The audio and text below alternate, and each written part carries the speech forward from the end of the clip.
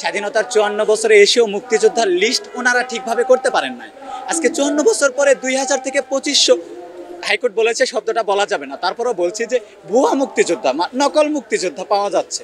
তো যে জায়গায় মুক্তিযোদ্ধাদের সংখ্যায় ওনারা অ্যাকিউরেট বের করতে পারেন নাই, সে জায়গায় সুবিধাবাদী অবশ্যই থাকবে। এই লিস্টটা বারবার চেঞ্জ হচ্ছে। তো মুক্তিযোদ্ধাদের পিছিয়ে পড়া জনগোষ্ঠী আমরা কেন বলবো? ওনারা মাসে ২০,০০০ টাকা করে ভাতা পান, ওনারা চিকিৎসা ফ্রি পান, ওনারা মেট্রো রেল ট্রেনে ওনারা ফ্রি যাতায়াত করতে পারেন। ওনাদের সন্তানরা কিন্তু ছাদের নিচে আছে। আপনার অনেক পথ শিশু দেখেন পড়াশোনার সুযোগ পাচ্ছে না, ওরা ঠিক মতো ৩ বেলা খাবার পাচ্ছে না। তো আমরা তো তাদের ওই মুক্তিযোদ্ধার সন্তান নাতিদের কিন্তু আমরা পিছিয়ে পড়া জনগোষ্ঠী বলতে পারি না। দেখুন, আমাদের মুক্তিযোদ্ধাদের বিরুদ্ধে কোনো আন্দোলন না, আমরা মুক্তিযুদ্ধের পক্ষে, মুক্তিযুদ্ধের চেতনার পক্ষে, আমরা মুক্তিযোদ্ধাদের পক্ষে। কিন্তু আমরা তাদেরকে ভাতা দেওয়ার মাধ্যমে আমরা বুঝিয়ে দিচ্ছি যে ওরা আসলে মেধাহীন, ওরা আসলে কোটা দিয়ে বুঝিয়ে দিচ্ছি যে ওরা মূলধারায় আসতে পারতেছে না, ওরা অমেধাবী। এই যে অলরেডি তাদের বক্তব্যে বোঝা গেছে যে ওনারা ৫-৬ বার ভাইবা দিয়েও চাকরি পাচ্ছেন না, অনেকে ১৭ বার ভাইবা দিয়েও চাকরি পাচ্ছেন না। তো ওনারা যদি অযোগ্য হন, চাকরি করবেন না ওনারা। কিন্তু মেধাবীদের বাদ দিয়ে ওনাদের চাকরি দিতে হবে, এটা আমরা করতে চাচ্ছি না। আপনারা দিয়েছেন ঠিক আছে, যে মুক্তিযোদ্ধার সন্তানদের চাকরি দিয়েছেন, এটা মুক্তিযোদ্ধাদের উপর প্রভাব ফেলবে, পরিবারের ইনকাম আসবে।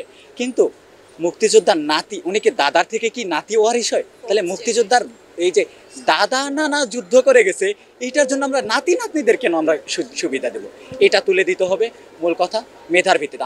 আমার যদি মেধা থাকে আমি চাকরি পাবো, আমার যদি মেধা না থাকে আমি কোনো চাকরি পাবো। এটাই হচ্ছে আমাদের আন্দোলনের মূল কথা।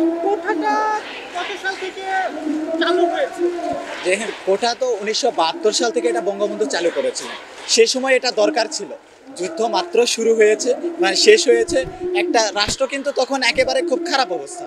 তো ওই জন্য উনি কোটা ব্যবস্থা চালু করলেন, যাতে পিছিয়ে পড়া জনগোষ্ঠী যারা এই ধ্বংসপ্রাপ্ত হয়েছে বা যারা বাধাপ্রাপ্ত হয়েছে, তারা যেন সম্মুখ সারিতে আসতে পারেন, সমানভাবে আসতে পারেন। তো এখন আমাদের দেশে ভাবা উচিত যে কারা আসলে পিছিয়ে পড়া জনগোষ্ঠী। মুক্তিযোদ্ধা অলরেডি ওনারা কিন্তু খুব ভালো একটা জায়গায় এসে গেছে। আমার বাবা কিন্তু একজন দিনমজুর। আমার বাবা, আমি বিশ্ববিদ্যালয়ে চান্স পাওয়া পর্যন্ত ভ্যান চালাতেন। তাহলে আমি যদি মূলধারায়, আমি কোটা ছাড়া যদি বিশ্ববিদ্যালয়ে আসতে পারি, আজকে ঢাকা বিশ্ববিদ্যালয়ে যদি আমি ভর্তির সুযোগ পাই, আমি যদি মেধা দিয়ে আমার যোগ্যতা প্রমাণ করতে পারি, তাহলে মুক্তিযোদ্ধার নাতি নাতনিরা কেন পারবেন?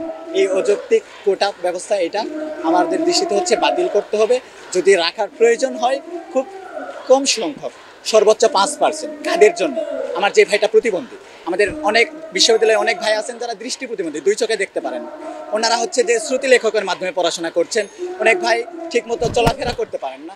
ওনাদের জন্য কিছু কোটা রাখা যেতে পারে, উপজাতিদের জন্য এক কথায় একটা কমিটি গঠন করা যেতে পারে, কারা পিছিয়ে পড়া জনগোষ্ঠী, এটা নিয়ে তদন্ত করা যেতে পারে।